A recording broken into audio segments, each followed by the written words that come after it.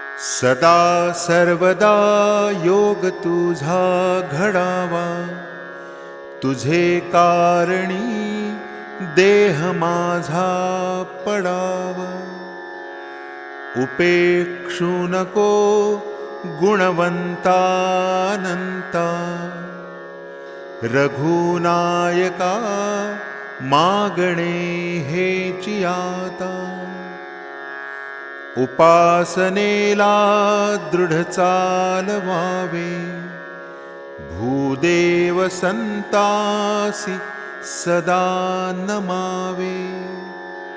सत्कर्मयोगे वय घालवावे, सर्वामुखी मंगल बोलवावे. जय जय रघुवीर समर्थ.